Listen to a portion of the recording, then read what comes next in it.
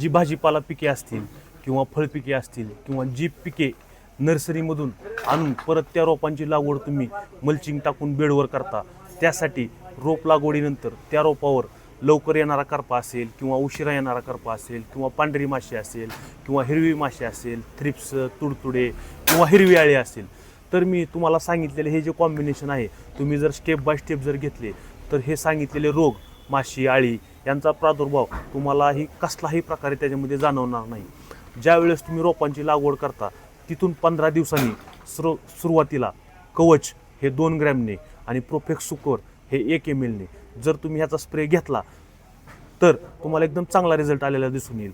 दुसरा स्प्रे हा 25 ते 30 दिवसामध्ये, ज्याच्यामध्ये तुम्ही रेडोमिल गोल्ड हे 2 ग्रॅमने आणि मार्शल 1 ml ने आणि वेल ॲग्रोचे MC एक्स्ट्रा हे 1.5 ग्रॅमने वापरावे.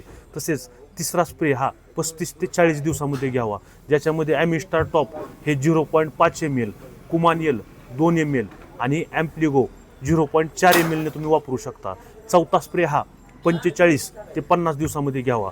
चौथ्या स्प्रेमध्ये तुम्ही ॲक्रोबेट 2 ग्रॅम प्रति लिटर पाण्यासाठी, तसेच पॉलिराम हे 2 ग्रॅम प्रति लिटर पाण्यासाठी आणि सिजेंटा कंपनीचं इव्हिसेंट हे 12 ग्रॅम प्रति 100 लिटर पाण्यासाठी तुम्ही घेऊ शकता.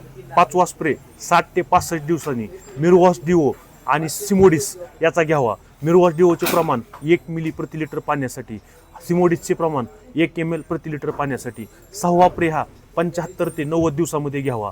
सहाव्या स्प्रेमध्ये आपण बायर कंपनीचं इन्फिनिटी हे 1.5 मिलीने आणि वायागो 0.4 मिलीने असे स्प्रे जर तुम्ही स्टेप बाय स्टेप जसं मी दिवस सांगितले त्याप्रमाणे जर घेतले तर आपल्या पिकावर कोणत्याही प्रकारचा रोग किंवा आळी, पांढरी माशी, थ्रिप्स, तुडतुडे याचा अटॅक झालेला तुम्हाला दिसणार नाही आणि तुमचा प्लॉट हा 100% फ्रेश आणि सक्सेस झाल्याशिवाय राहणार नाही.